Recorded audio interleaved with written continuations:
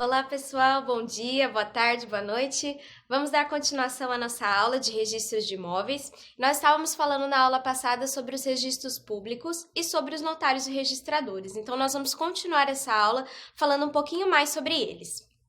Bom, o artigo 3º do Estatuto do Notário e do Registrador fala que eles são profissionais jurídicos dotados de fé pública. O que isso significa? Significa que eles têm um poder de autentificar e certificar fatos e atos jurídicos.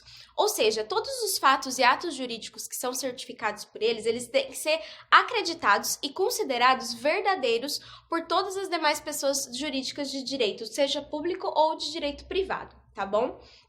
E eles são considerados, o notário e o registrador, agentes públicos, ou seja, eles têm uma relação com a administração pública, mas eles não são funcionários públicos. Por quê? Porque eles são particulares em contribuição com a administração. Eles não são funcionários públicos, tá bom, pessoal? Isso é muito importante e isso tem a ver com o que nós falamos na aula passada sobre a delegação do exercício da função pública, tá bom?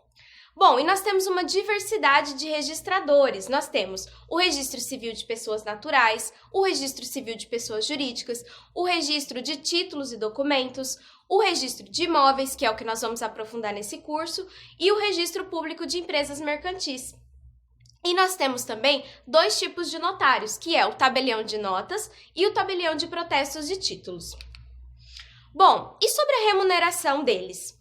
Sobre todas as atividades do notário e do registrador incide taxa de natureza remuneratória dos serviços individualizados, tá bom? Prestados aos usuários daqueles serviços.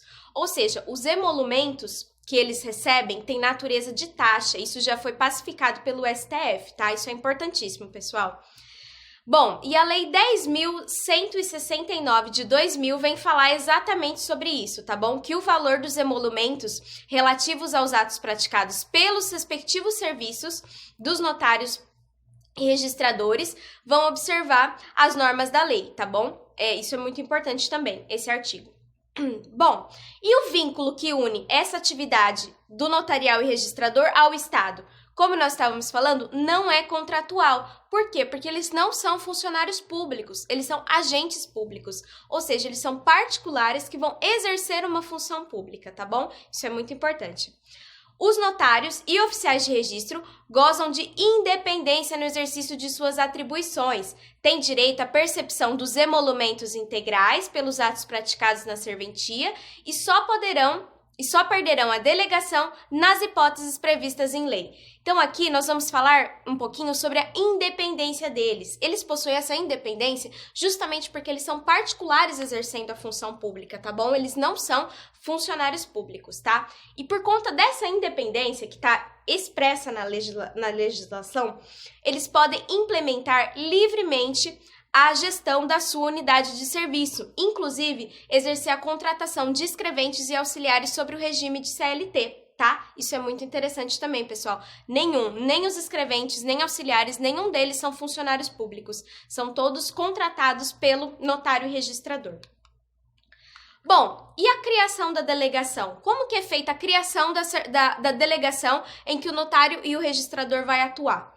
Ela é feita por meio de lei de iniciativa dos tribunais de justiça, tá? Isso já foi pacificado pelo STF na ação direta de inconstitucionalidade 4.140, tá bom? E isso segue os artigos 96, inciso 2º, a linha D, e o artigo 125 da Constituição Federal, tá?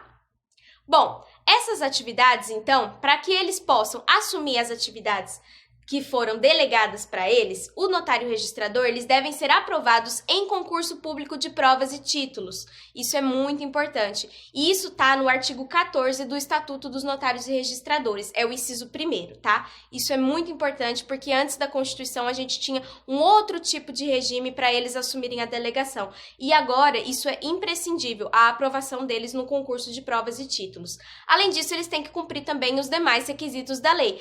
Tem que ter nacionalidade brasileira, capacidade civil, quitação das obrigações eleitorais, etc. Tá tudo no artigo 14 da Lei do Estatuto dos Notários e Registradores, tá bom? Bom, e qual a natureza jurídica da serventia? O cartório não tem personalidade jurídica, pessoal. Isso é muito, muito, muito importante, principalmente para fins de ações judiciais, que muitas vezes muitas vezes se aciona o cartório como se ele tivesse personalidade jurídica e ele não tem. O detentor da personalidade é o notário e registrador, ou seja, é ele que vai assumir direitos, é ele que vai ter deveres e é ele que vai agir em nome próprio. Ele não age em nome do Estado e ele não age em nome do cartório, ele age em nome próprio, tá bom? Isso é muito importante. Bom, e o controle da administração pública sobre eles? Porque nós estávamos falando que eles são particulares, mas que eles exercem uma função pública, certo? Bom, esse controle ele pode ser feito de forma passiva ou de forma ativa. Como que é? De forma passiva são as fiscalizações, correições, vigilâncias, inspeções que são feitas nesses cartórios, né, nessas serventias. E o controle ativo é a regulamentação que é feita por lei, tá? Então, dessas duas formas, o Estado vai controlar esse tipo de funcionamento, esse funcionamento da atividade notarial e registral.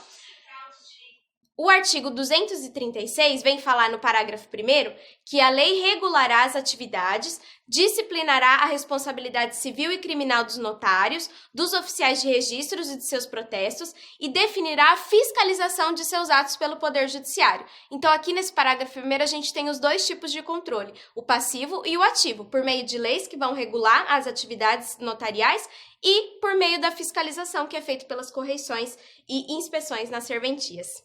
É isso que nós tínhamos para falar na aula de hoje, pessoal. Até a próxima aula!